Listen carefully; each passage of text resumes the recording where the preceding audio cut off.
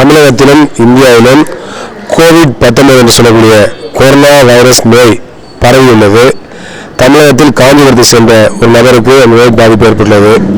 எனவே நோயை தடுப்பதற்கு மத்திய மாநில அரசுகள் போர்க்கால அடிப்படையில் தேவையான நடவடிக்கை எடுக்க வேண்டும். ஆனால் மத்திய மாநில அரசுடைய நடவடிக்கைகள் போதுமானதாக இல்லை என்பது வருத்தம் அளிக்கிறது. மருத்துவ சிகிச்சை வழங்கக்கூடிய குழுவினருக்கு பாதுகாப்பான கவசங்கள், முகக்கவசங்கள் போன்றவை கிடைக்க வேண்டும் புகார் எழுந்துள்ளது.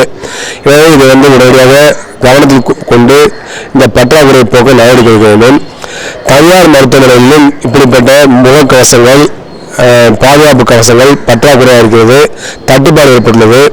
ஹேண்ட் சானிடைசர் சொல்லக்கூடிய கையை சுத்தம் செய்யக்கூடிய கிருமி நாசினி மருந்துகள் மிகப்பெரிய அளவுக்கு தட்டுப்பாடு நிலவுகிறது. அது கிடைக்கவே இல்லை.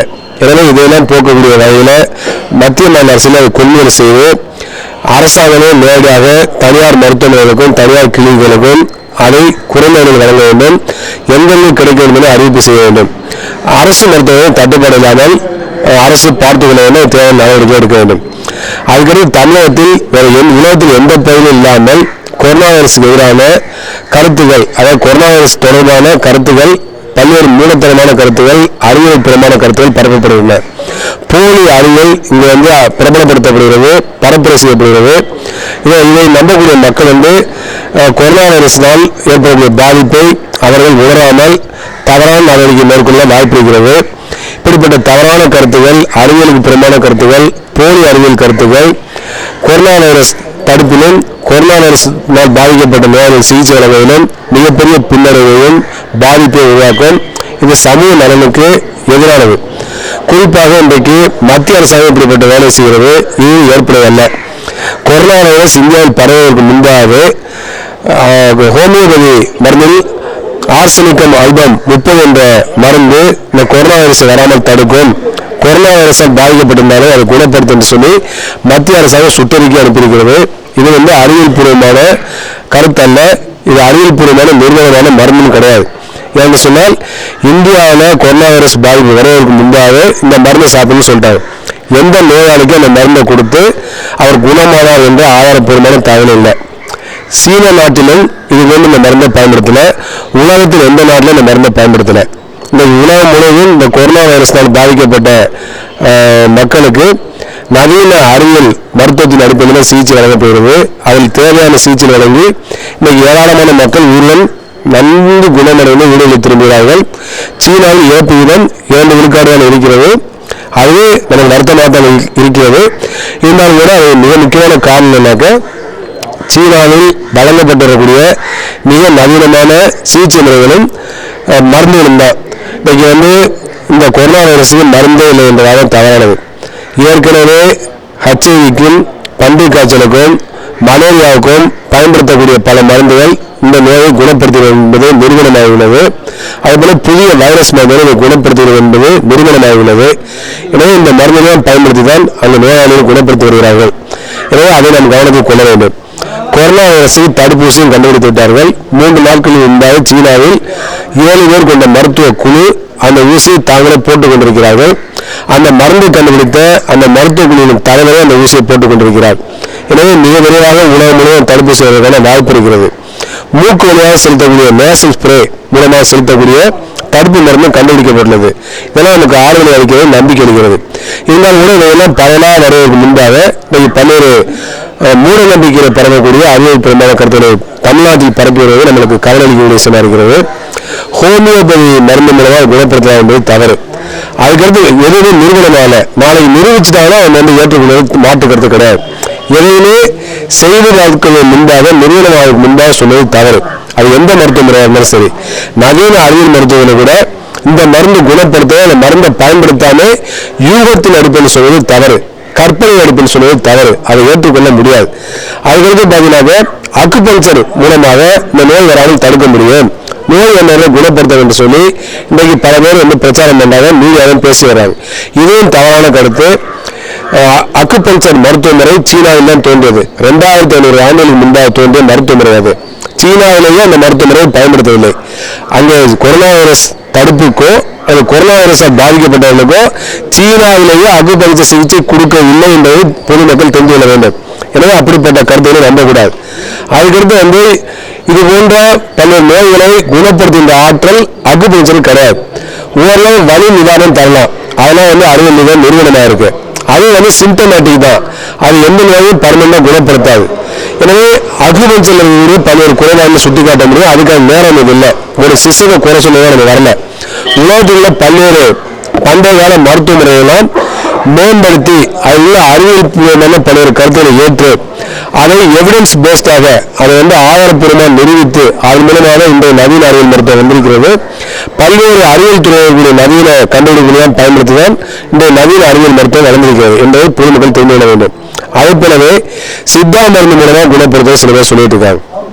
சித்தா மருந்து உலகத்தில் எங்கேயும் பயன்படுத்தல. அதனால சித்தாவில் பல்வேறு மருந்துகள்ல வந்து மருத்துவ குணம் இல்லை என்பது நம்ம வாதம் அல்ல. இந்த மருந்து இதை குணப்படுத்த வேண்டும், நிரூபணமாக வேண்டும். நிரூபணமாக முன்னாலே இதை வந்து குணப்படுத்த என்று சொல்லி பிரச்சாரம் செய்வது தவறு. அதுக்கடுத்து ஒரு சித்த மருத்துவர் தமிழ்நாட்டில் என்ன சொல்றாங்கன்னா, நான் மருந்தை கண்டுபிடிச்சிட்டே இருக்கிறார்.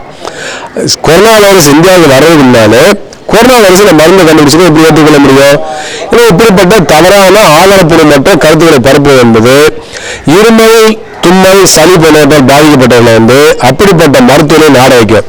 இதுல என்ன பிரச்சனைனாக்க அந்த பாதிக்கப்பட்ட நபரும் பாதிக்கப்படுறாரு, சிகிச்சை வழங்குற டாக்டரும் பாதிக்கப்படுறாரு.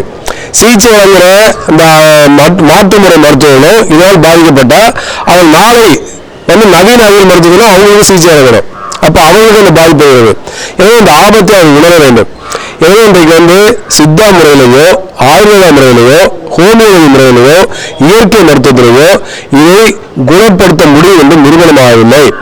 எனவே நிறுவனமான கருத்துக்களை பரப்பக்கூடாது. இப்படி நிறுவனமான கருத்துக்களை பரப்புவதை தடுப்பதற்கு தேவையான நடவடிக்கைகளை தமிழக அரசு எடுக்க வேண்டும். அதே சமயத்தில் பண்டைய கால மருந்துகளில் மருத்துவ முறைகளில் இந்த வைரஸை கொள்வதற்கான மருந்து இல்லவே இல்லை, அந்த பண்பு இல்லை என்று நான் சொல்லவில்லை. இன்றைக்கு இந்தியாவில் சொல்றது ஆராய்ச்சி பண்ணலாம். இப்போதான் அந்த காய்ச்சல் வந்திருக்கிறது, அந்த வியாதி வந்திருக்கிறது. எனவே நாம் வந்து ஆராய்ச்சி முறையில வந்து பயன்படுத்தி பார்க்கலாம், அதில் தவறு கிடையாது. ஆனால் ஆராய்ச்சி முறையில பயன்படுத்தி உறுதி செய்வதற்கு முன்பாகவே இது குணப்படுத்தும் என்று சொல்லி டிக்ளேர் பண்ணுவது, அதை வந்து பயன்படுத்தும் சொல்லி மக்களுக்கு போதிப்பது ஏற்படுவது அல்ல. எனவே மக்கள் அதை பின்பற்றினால் பாதிக்கப்பட்டவை உயிரிழக்கக்கூடிய நிலை ஏற்படும். அதுபோல நோய் பரவலை தடுக்க முடியாது. இதை உணர்ந்து கொண்டு பொதுமக்கள் அப்படிப்பட்ட கருத்துக்களை புறக்கணிக்க வேண்டும். அதே போலவே இப்படிப்பட்ட தவறான கருத்துக்களை ஊடகங்கள் மூலமாக தான் அவர்கள் பரப்புகிறார்கள். எனவே ஊடகங்களுக்கு மிகப்பெரிய சமூக பொறுப்பு இருக்கிறது. இப்போ இந்தியா மிகப்பெரிய நெருக்கடியான காலகட்டத்தில் இருக்கும். உலகத்தில் எங்கேயுமே இது போன்று மாற்று முறை மருத்துவத்தையோ அல்லது அறிவியலுக்கு புறம்பான கருத்துக்களையோ அந்த நாட்டு ஊடகங்கள் மக்கள் மத்தியில் கொண்டு செல்லவில்லை. அதுபோல அந்த அரசியலும் அப்படிப்பட்ட கருத்துக்களை ஊக்கப்படுத்தவில்லை.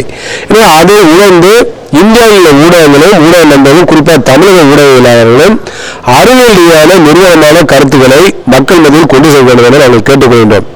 அதுக்கடுத்து மிக முக்கியமாக இன்றைக்கு இந்த நோயால் பாதிக்கப்பட்டவை யாரோட தொடர்பு வச்சிருந்தாங்க கண்டுபிடிக்க முடியல. அதை கண்டுபிடிக்க தமிழக அரசு போய் நடவடிக்கை எடுக்கல, மத்திய அரசு நடவடிக்கை எடுக்கல. வெளிநாட்டிலிருந்து வரக்கூடிய நபர்களை யாருக்கெல்லாம் இந்த கொரோனா வைரஸ் பாதிப்பு இருக்கலான்னு சந்தேகத்தை எடுப்பில் பிரிக்கக்கூடிய அந்த முறையை, தனிமைப்படுத்தக்கூடிய முறையை வந்து தீவிரமாக நடைமுறைப்படுத்தவில்லை.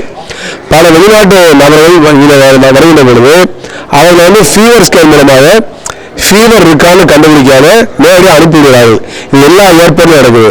இது மிகப்பெரிய பாதிப்பை உருவாக்கும். பல நாடுகளில் மிக கடுமையான நடவடிக்கையின் மூலமாக கடுமையான சோதனைக்கு உட்படுத்தி தான் வெளிநாட்டு நோயாளிகள் உள்ள அனுமதிக்கிறாங்க. ஆனால் இங்கே அதை செய்யவில்லை என்பது வருத்தமான விஷயமாக இருக்கிறது.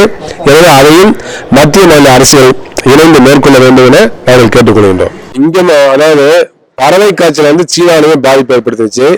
இந்த கொரோனா வைரஸ் பரவிய அதே காலகட்டத்தில் வேறு சில பகுதியில் பறவை காய்ச்சல் இருந்தது. அதெல்லாம் கிட்டத்தட்ட 5 லட்சத்துக்கும் மேற்பட்ட கோழிகளை வந்து சீன அரசாங்கம் ஒழித்து கட்டியது. அதை செஞ்சு அவங்க வந்து பறவை காய்ச்சலை வந்து தடுத்து நிறுத்திட்டாங்க. இந்தியாவிலே இன்னைக்கு வந்து பறவை காய்ச்சல் வந்திருக்கிற ஒரு செய்தி இருக்கிறது. எனவே அப்படிப்பட்ட காய்ச்சல் வந்து அதை தடுப்பவர்களும் தேவை நடவடிக்கை எடுக்கணும். எனவே என்ன தெரிஞ்சுக்கணும் என்று சொன்னால், இந்த பறவை காய்ச்சல் என்பது கோழியின் மூலமாக பரவக்கூடியது. எனவே கோழி இறைச்சி, கோழி முட்டை போன்றவற்றை சாப்பிடுகின்ற பொழுது அதை நன்றாக வேக வைத்து சாப்பிட வேண்டும். அதேபோல தானாக இறந்துவிட்ட கோழிகளை சாப்பிடக்கூடாது. முட்டையை வந்து ஆஃப் பாயில சாப்பிடக்கூடாது. முட்டையை பச்சையா குடிக்கக்கூடாது. முட்டையை நன்றாக வேக வைத்து சாப்பிட வேண்டும். அவ்வாறு செய்தால் இந்த பறவை காய்ச்சல் பரவாது. கோழிப்பண்ணை போன்றவற்றில் பணியாற்றக்கூடிய ஊழியர்கள் மிகவும் கவனமா இருக்க வேண்டும். இறைச்சிகளில் பணியாற்றக்கூடிய ஊழியர்களும் கவனமா இருக்க வேண்டும். அவ்வாறு இருந்தால் பறவை காய்ச்சல் அதை தடுக்க முடியும். அதுக்கடுத்து பொதுவாகவே இன்னைக்கு இந்த கொரோனா வைரஸ் வந்த பிறகு இறைச்சி சாப்பிடக்கூடாது, கோழி சாப்பிடக்கூடாதுன்னு தவறான கருத்து பரவப்படுகிறது. அதை நம்ப வேண்டாம். இறைச்சி நல்லா சாப்பிடலாம், கோழியும் சாப்பிடலாம், முட்டையும் சாப்பிடலாம், எந்த உணவையும் சாப்பிடலாம். ஆனா என்ன பிரச்சனையாக, இறைச்சி உணவுகள் கோழி முதலியவற்றை நன்றாக வேக வைத்து உண்ணுகின்ற பொழுது எந்த நோயும் வராது. எனவே அதை புரிந்து கொண்டு பொதுமக்கள் அத்தகைய முறையில் நன்றாக வேக வைத்து இறைச்சியை சாப்பிட வேண்டும் என கேட்டுக்கொள்கின்றோம். கடந்த 30 ஆண்டுகள்ல 20க்கு மேற்பட்ட நோய்கள் உலகம் முழுவதும் பரவி உள்ளது. புதிய கிருமிகள் வந்துள்ளது. அதற்கு காரணம் சீதோஷ நிலையில் ஏற்படக்கூடிய மாற்றம், புதிய வெப்பமயமாதல் போன்றவைதான் காரணம். எனவே புதிய வைரஸ் தவிர்க்க முடியாது. அது இயற்கையில் ஏற்படுவது இயல்பானது. சார்லஸ் டார்வினுடைய கருத்துப்படி ஒவ்வொரு உயிரினமும் புதிய சூழலுக்கு ஏற்ப தன்னை தக வைத்துக் கொள்கின்றன. நேச்சுரல் செலக்ஷன் சொல்லக்கூடிய இயற்கையின் தேர்வு விதியின் மூலமாக தன்னை மாற்றி அமைத்துக் கொள்கின்றன. எனவே புதிய இயற்கையில் ஏற்படக்கூடிய புதிய மாற்றங்கள் ஏற்ப வைரஸ்களும் தங்களை மாற்றிக் கொள்கின்றன. அதன் காரணமாக புதிய வைரஸ்கள் வருகின்றன. அவ்வாறு வருகின்ற பொழுது நாம் புதிய தடுப்பூசிகளை கண்டுபிடிக்க வேண்டியதும் புதிய நோய் தடுப்பு மேற்கொள்ள வேண்டியது அவசியம். இதெல்லாம் அந்த அடிப்படையில் பறவை காய்ச்சல், பன்றி காய்ச்சல், கொரோனா வைரஸ் போன்றதை தடுப்பதற்கும் நாம் உரிய நடவடிக்கைகளை மேற்கொள்ள வேண்டும்.